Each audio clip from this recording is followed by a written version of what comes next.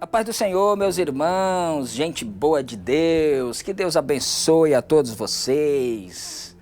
Nós estamos estudando o livro de Atos dos Apóstolos e agora nós vamos falar do capítulo 2, do versículo 5 até o 21. Eu quero te convidar aqui nesse canal, sempre conosco, estudarmos Atos dos Apóstolos, que é o livro histórico do Novo Testamento que fala sobre toda a trajetória da igreja primitiva. Vamos lá então? Eu quero ler Atos capítulo 2, vou ler na Nova Versão Internacional, do verso 5 até o verso 21, que diz assim: Havia em Jerusalém judeus devotos a Deus, vindo de todas as partes do mundo. Ouvindo-se o som, ajuntou-se uma grande multidão que ficou perplexa, pois cada um os ouvia falar em sua própria língua. Atônitos e maravilhados, eles perguntaram: Acaso não são galileus todos esses homens que estão falando? Então, como os ouvimos, cada um de nós, em nossa própria língua materna? Partos, medos e elemitas, habitantes da Mesopotâmia, Judeia e Capadócia, do ponto da província da Ásia, Frígia e Panfilha, Egito e os da parte da Líbia, próximo a Cirene, visitantes vindo de Roma, tanto judeus como convertidos ao judaísmo, cretenses e árabes, nós o ouvimos declarar as maravilhas de Deus na nossa própria língua. Atônitos e perplexos, todos perguntavam uns aos outros: que significa isso? Alguns outros zombavam, todavia, e diziam: eles beberam vinho demais. Então Pedro, levantando-se com os 11 e em alta voz, dirigiu-se à multidão: Homens da Judéia e todos os que vivem em Jerusalém, deixem-me explicar isso. Ouçam com atenção. Esses homens não estão bêbados, como vocês supõem. Ainda são 9 horas da manhã. Ao contrário, isto é o que foi predito pelo profeta Joel. Nos últimos dias, diz Deus, derramarei do meu espírito sobre todos os povos. Os seus filhos e as suas filhas profetizarão, os jovens terão visões, os velhos terão sonhos. Sobre os meus servos e as minhas servas derramarei do meu espírito naqueles dias, e eles profetizarão. Mostrarei maravilhas em cima no céu e sinais embaixo na terra, sangue, fogo e nuvens de fumaça. O sol se converterá em trevas e a lua em sangue, antes que venha o grande e glorioso dia do Senhor. E todo aquele que invocar o nome do Senhor será salvo. Muito bem, nós já temos 4 mensagens, 3 no capítulo 1 e mais uma no capítulo 2 e alguns versos, os primeiros versos do capítulo 2. Nós vamos continuar então na sequência dessa mensagem. E Lucas aqui, ele destaca no capítulo 1 3 grandes acontecimentos. O primeiro foi a promessa do Espírito Santo, o segundo foi a ascensão de Jesus e o terceiro foi a substituição de Judas por Matias. Judas morreu e alguém precisava ser colocado no lugar para que o grupo de 12 apóstolos pudesse estar completo. A promessa se cumpre, o Espírito Santo desce para capacitar cada um dos discípulos para uma missão extraordinária que se seguiria por toda a vida deles nos próximos anos. Então, é claro que essa missão não seria possível sem essa capacitação do Espírito Santo. E é por isso que Jesus disse: Ficai em Jerusalém, não saiam até que do alto sejais revestido de poder. E a Bíblia nos conta aqui que era 9 horas da manhã, eles estavam todos assentados, quando de repente veio do céu um som, como de um vento veemente, impetuoso, encheu toda aquela casa, os que estavam presentes, e eles viram línguas como que de fogo, repartidas sobre a cabeça de cada um daqueles que estavam reunidos. E qual foi então a reação da multidão frente a toda esse acontecimento, todo esse barulho que aconteceu. Eles ficaram atônitos e perplexos. E por quê? Em primeiro lugar, porque eles eram galileus. E o povo da Judéia, eles desprezavam os galileus, porque os galileus tinham fama de iletrados, eram gente do interior, ignorantes no sentido de não terem tido oportunidade de estudar, de conhecer as letras. Então, eles ficaram atônitos quando eles observam e percebem que quem estava fazendo todo aquele barulho ali, falando em línguas que eles entendiam, a própria língua materna de cada um deles, eram exatamente galileus que nunca tinham estudado. E em segundo ponto, que eles ficaram atônitos e perplexos, foi porque eles falavam no idioma de nascimento de cada um deles. Isso foi uma coisa extraordinária. E tinham ali várias nações, e Lucas destaca aqui, lista aqui pelo menos 15 nações que estavam ali, e todos esses ouviram os discípulos falar das grandezas de Deus na língua que eles tinham nascido. E isso eles ficaram numa perplexidade muito grande e atônitos. E aí, a partir daí, alguém ficava maravilhado, outros atônitos, outros perplexos, e alguns diziam, criticavam e zombavam. Não, eles estão cheios de bebida, eles estão bêbados, eles beberam demais. E aí foi quando Pedro se levanta aqui, e a partir daí Lucas já começa a destacar o sermão de Pedro. É claro que não tem aqui todo o sermão de Pedro, porque se a gente lê aqui o sermão de Pedro, talvez tenha durado aqui 3 minutos. Mas pelo que se percebe, foi muito resumido aqui por Lucas o sermão de Pedro. É claro que Pedro pregou muito tempo ali para que aquelas 3.000 almas pudessem se render aos pés de Jesus. Então, Pedro, ele se levanta com os 11, junto com os 11, e ele toma a palavra. E ele começa a explicar e a falar. Então, a primeira coisa que ele põe ali é explicar o que estava acontecendo.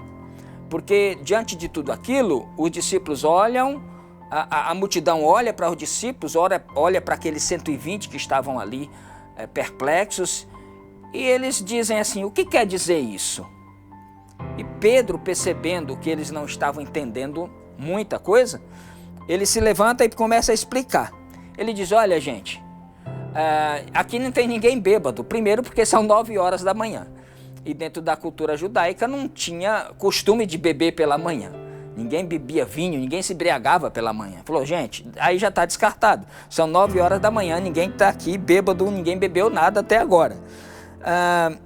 E em segundo lugar, ele destaca a profecia de Joel, que é o capítulo 2, versículo 28 de Joel. Ele diz: olha, o que está acontecendo aqui foi o que Joel descreveu, que nos últimos dias derramarei do meu espírito. Aliás, o Joel, ele fala exatamente o seguinte, Joel fala assim: e acontecerá que depois disso derramarei do meu espírito. Já Pedro, ele troca esse depois disso para nos últimos dias. O que se entende com isso? O que será então, o que é esses últimos dias? A partir do momento em que o Espírito Santo desce e eles são capacitados para pregar a mensagem do Evangelho e o próprio Cristo confirmar com sinais, a partir dali já começa a contar os últimos dias. Os discípulos pregavam e diziam que estavam nos últimos dias. Nós hoje, depois de muito tempo e quase 2.000 anos, pregamos, dizendo que estamos nos últimos dias. E realmente, desde a descida do Espírito Santo, começou-se então os últimos dias. Então Pedro mostra a causa de tudo aquilo que foi a ressuscitação de Jesus, né? E ele fecha a mensagem mostrando e chamando as pessoas ao arrependimento. Bom, trouxe aqui então um breve resumo desse texto que eu li, e vamos então para algumas aplicações dos quais eu creio que vai nos ajudar na nossa caminhada e na nossa trajetória. A primeira coisa que eu quero destacar aqui é que o Espírito Santo, ele desmonta toda esta exclusividade religiosa e se derrama sobre todos. Que coisa maravilhosa, meu irmão. O versículo 17, eu vou ler aqui. O versículo 17, ele diz o seguinte: nos últimos dias, diz Deus, derramarei do meu espírito sobre todos os povos.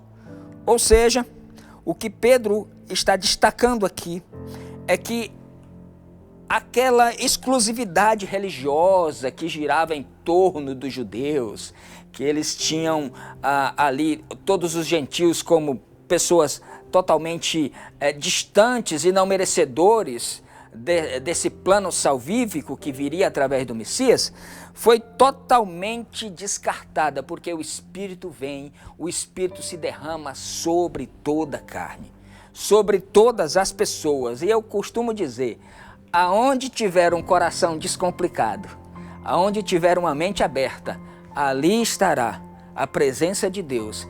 Aonde tiver um coração arrependido, ali existe um palco para que Deus possa operar e trabalhar no seu coração. Então, a primeira coisa é que essa exclusividade religiosa é totalmente desmontada quando o Espírito vem, sem distinção, sobre grande, sobre pequeno, não tem ali nem maior e nem menor. A Bíblia conta que tinham ali quase 120. Todos foram cheios, sem exceção. Com certeza tinha ali jovens, adolescentes, senhoras, senhores, gente mais na tenra idade, gente com mais idade mais avançada, mulheres. Todos foram cheios do Espírito Santo. Isso mostra que ele se derrama sobre todos, sobre toda criatura, sem distinção. Não tem hierarquia, não tem classe social, não tem pedigree religioso, não tem grande, não tem pequeno. E Jesus, falando para Nicodemos no Evangelho de João, capítulo 3, verso 8, ele diz: o Espírito assopra onde quer. Meu irmão, não dá para segurar o Espírito, não dá para conter o Espírito. Ele assopra onde quer, inclusive ele assopra aonde a religião não quer. Porque os caciques da religião, os donos da religião daquela época jamais poderiam conceber que o Espírito se derramasse sobre aqueles galileus. Ele tinha que vir se enquadrando, se encaixando na moldura, naquele quadrozinho religioso que eles pintavam. Jesus vem e se derrama sobre todos. Que coisa gloriosa é a gente perceber que toda esta exclusividade religiosa é desmontada e o Espírito se derrama sobre todos. O segundo tópico que eu quero trazer aqui para vocês está no versículo 16. Porque o que dá sentido ao milagre sobrenatural é a palavra. Quer ver? Veja o versículo 16, eu quero ler para você. Versículo 16. Ao contrário, isto é o que foi dito pelo profeta Joel. Isso aqui é Pedro pregando e explicando para eles. Enquanto eles estavam vendo os milagres das línguas diante deles, estava uma confusão danada. Enquanto eles perceberam, eu não sei explicar se aquele som, como que de um vento veemente e impetuoso, foi visto apenas e ouvido apenas pelos os 120 ou também pela multidão. Eu sei que houve alguma coisa de tão extraordinário ali que atraiu todas as nações representadas ali e todo mundo chegou-se aonde eles estavam. Então, enquanto eles estavam vendo o milagre das línguas ali diante deles, cada um tinha uma interpretação, cada um tinha uma percepção, cada um entendia uma coisa. Um diz: olha que maravilha, o outro diz: olha que interessante, como é que eles estão falando na nossa língua, e o outro diz: eles estão bêbados. Mas, depois da exposição da palavra de Deus, quase 3.000 almas se convertem. Olha que interessante.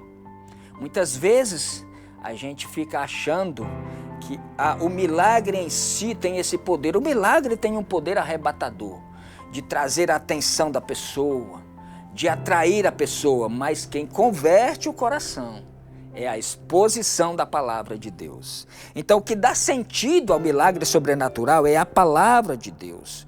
Então, todos estavam diante de um acontecimento novo, algo que eles jamais tinham visto.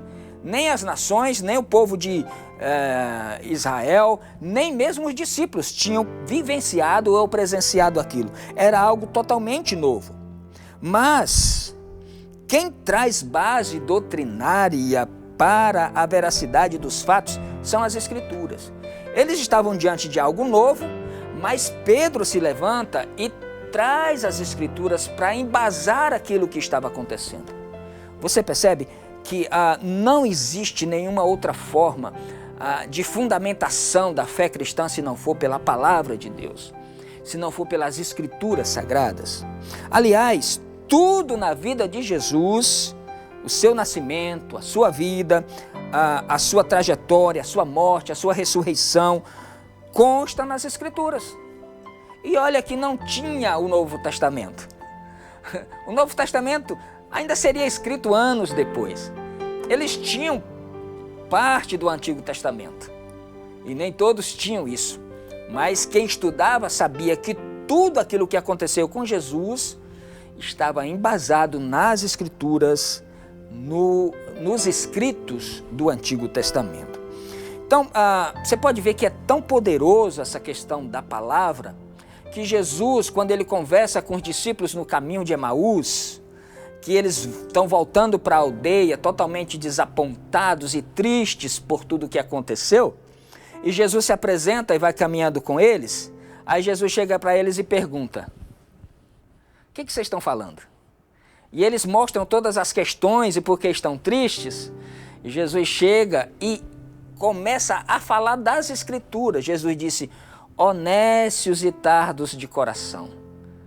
Porventura as Escrituras não dizem, não está escrito lá que o Messias tinha que antes padecer para depois ele ser glorificado? Vocês não leram isso? Ou seja, a forma com que Jesus conversa e alenta e levanta o ânimo dos dois discípulos era justamente abrindo as Escrituras e mostrando para ele a veracidade dos fatos. Quando Estevão ele faz aquele discurso diante dos seus algozes, o que ele cita? As Escrituras. Aliás, não tem discurso na Bíblia mais completo do que o de Estevão. Leia lá depois, que coisa maravilhosa. E quando Paulo se defende diante das acusações que ele estava lá, foi levado para se apresentar ao rei Agripa, o que ele diz? Ele usa as Escrituras, ele usa os textos sagrados, ele diz assim: olha, eu estou sendo preso aqui por causa da esperança da ressurreição. Mas isso não é novo. O que o profeta Isaías disse, o que Jeremias falou, o que está escrito no livro de Salmos, tudo isso falava do Messias que sofreria e ressurgiria. E eu prego essa ressurreição, por isso é que eu estou preso. Até para se defender, Paulo usava a palavra, as Escrituras. Então, Pedro aqui está chamando as Escrituras como fundamento e prova do cumprimento daquele acontecimento. Tudo o que você precisa fazer, meu irmão, é analisar as Escrituras. Tudo o que você precisa fazer é analisar as Escrituras, é ler as Escrituras, é comer as Escrituras. Terceiro ponto aqui para vocês a pregação é uma prerrogativa da igreja. A igreja foi-lhe outorgado esse direito de pregar a palavra de Deus. Observe que Deus derrama o seu Espírito, manda sinais sobrenaturais, manda línguas de fogo, manda um som como de um vento veemente, impetuoso, permite que os discípulos falem outras línguas, mas na hora de esclarecer e na hora de mostrar a verdade, Pedro se levanta e prega a palavra. Porque é prerrogativa da igreja. Aqui você está vendo a igreja primitiva, seu primeiro sermão, na sua primeira pregação. Então, a pregação é a prerrogativa da igreja. Aliás, se você pegar Atos, capítulo 8, versículo 26, Filipe estava pregando em Samaria. Deus manda ele parar lá a reunião e descer no caminho deserto que vai de Jerusalém para Gaza, porque ali ia um eunuco etíope que não estava entendendo o que estava lendo. E Filipe desce e diz: te aproxima do carro. E quando ele percebe que o eunuco estava lendo o livro de Isaías, ele diz: você está entendendo o que você lê? Ele disse: não. O profeta está falando dele mesmo ou de outra pessoa? Aí convida Filipe para subir ao carro. Entende? E Filipe sobe ao carro, explica para ele tudo sobre Jesus. Ele crê no mesmo momento, percebe que tem água próximo e diz assim: o que me impede de ser batizado? Ele falou: se você crê de todo o seu coração. E ele desce e batiza o eunuco. E quando ele batiza, Filipe é arrebatado e o eunuco não o viu mais. Olha que Deus faz sinais, maravilhas, prodígios, tira o cara lá de Samaria, faz ele acompanhar o carro, faz ele subir no carro, arrebata o camarada daqui para outro lado, mas na hora de explicar o texto para o eunuco, quem explica é Filipe. Por que Jesus, em vez de fazer essa manobra toda, não manda um anjo explicar o texto para o eunuco? Por que Jesus não permite que o eunuco pudesse sentar um anjo ali para explicar? Porque a pregação da palavra é uma prerrogativa da igreja. Se você pegar Atos capítulo 10, você vai ver um homem chamado Cornélio, temente, obediente, dava esmolas, e aquilo que ele fazia chegou diante de Deus. E ele percebe que um anjo veio conversar com ele. Ele se assusta muito. O anjo dá umas recomendações para ele. Ele manda buscar Pedro lá em Jope, que estava na casa de um certo Simão curtidor. Pedro tem uma visão celestial. Observe que o anjo aparece aqui, conversa com Cornélio. Pedro tem uma visão. Os serviçais de Cornélio, os empregados, vão lá buscar Pedro, trazem. E ali, para expor a palavra, foi Pedro quem expôs a palavra a Cornélio e a todos os que estavam ali na casa. E foi algo tão extraordinário que o Espírito desce e batiza todos ali. Agora, meu irmão, por que Deus não poderia simplesmente, através desse anjo, fizesse com que Cornélio pudesse receber a pregação da mensagem? Porque a pregação da mensagem é uma prerrogativa da igreja. É a igreja que prega a mensagem. Quarto lugar, o poder não está no mensageiro, mas está na mensagem. Observe que eles eram galileus, gente que seriam os últimos a serem escolhidos para essa missão. Eu acho que, numa escala de importância, os galileus estariam em último. Acho que eles só perderiam para os samaritanos. Porque o poder não está no mensageiro, está na mensagem. A mensagem do evangelho tem poder. Não é o mensageiro que tem esse poder. Observe que Jesus nasce, espera quase 30 anos para começar o seu ministério.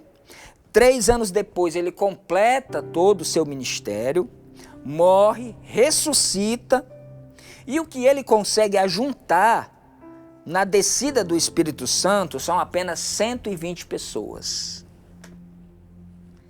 O poder está na mensagem e não no mensageiro. O poder não está no marketing, está na mensagem. Por mais bem elaborada que ela seja, com tópicos, com toda a exegese que você possa praticar, mas ainda assim o poder não está no mensageiro, está na mensagem. O poder não está no método, está na mensagem. Deus não unge métodos, Deus unge pessoas para que preguem a mensagem do evangelho com autoridade. E olha, minha gente, que esses galileus aqui foram tão cheios do Espírito Santo, tão impactados pelo poder, que desde aquele dia a mensagem do evangelho nunca mais parou de ser pregada e parou de ser anunciada. Alguns anunciam por vanglória, outros anunciam por ganância, outros anunciam por piedade, mas a palavra de Deus continua sendo pregada. E oxalá que você pregue essa mensagem conforme as Escrituras, conforme se tem o conteúdo das Escrituras, para que o poder não seja e não esteja em você, mas na mensagem que vem de Deus para o coração do pecador.